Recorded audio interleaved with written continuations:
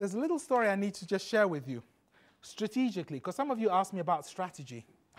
And I know on some of your goals as well, there were questions about how do I build my sales strategy and so on.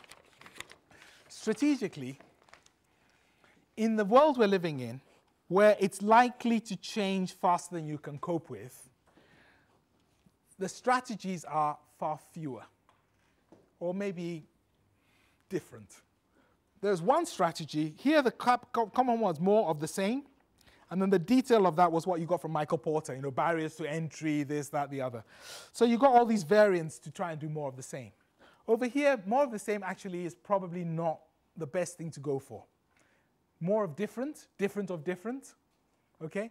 But you will need to educate your investors because they may not know, they might be seeing the dots. And you're saying, actually, we're building a business which is going to be so resilient, we don't care what happens in the marketplace. And they'll be saying, but what about your growth? And you're going, look at the money. Don't look at the volume. Look at the money. Okay, so be careful of that. And remember, the investors don't know the difference between value and money and wealth. So when the share price goes up, they think they're richer. When Madoff gave them cash, they thought they were richer, but they were actually poorer. Moving on. So this side, 3 things you can do. First strategy, brilliant strategy, lots of companies have been using inadvertently for the past 10 years, which is the world is moving. It's getting tough to sell. Buy all your competitors, squeeze all your suppliers. It's called the dominate strategy. And I recommend this one strongly if you can pull it off. You must dominate globally in an area where other people can't squeeze in easily behind you. And when you notice that netbooks are coming out, you, as Dell, should buy them. When you notice that Skype is coming out, you, as T-Mobile, should buy them. Kill them off. That is one strategy. Recommended.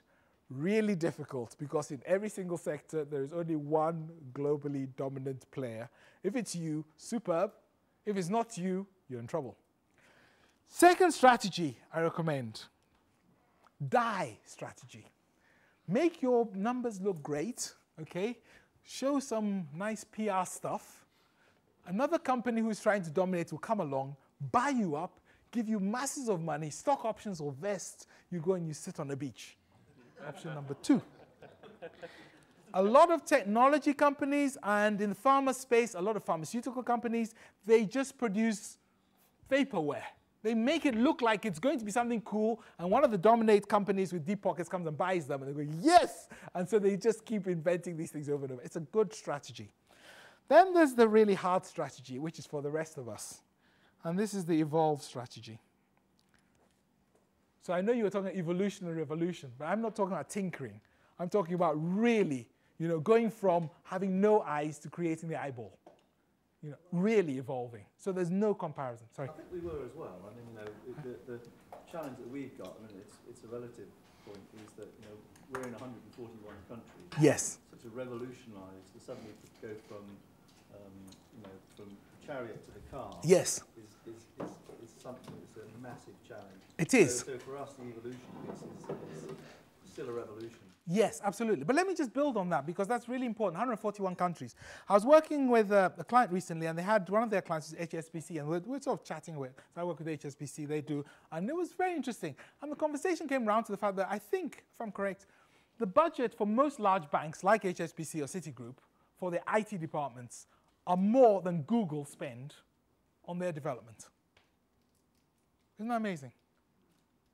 So you think, well, they should also have nimble new products which can search, can really sort out their financial things. And when you have a bank account, you can use it on your phone. Because they're spending more money, sometimes 10 or 20 times as much, as Google, which runs YouTube, which runs, are you with me? So I'm not sure it's just the scale thing. I'm not sure it's the 141 countries. The question which I ask is, how could I be like a Google? You see, something like the internet gives us all sorts of cues about virtual working, modular working, and so on.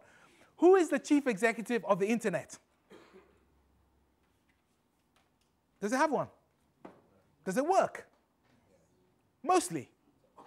Mostly? So it doesn't have a chief executive going, right, I'll make the final decision. No, you cannot. It doesn't work that way, does it? So it's about the connections. So don't try and revolutionize us. We're the bosses, we're coming to revolutionize you. What you need to do is seed it into the organization so the bits can grow. If you give them the right pieces and you explain things like connectivity, think about internet, they have to have the same protocols. You say, I don't care what you do in your country, but your product must connect to that product. Do it how you want. As long as that brand works and that works, up to you.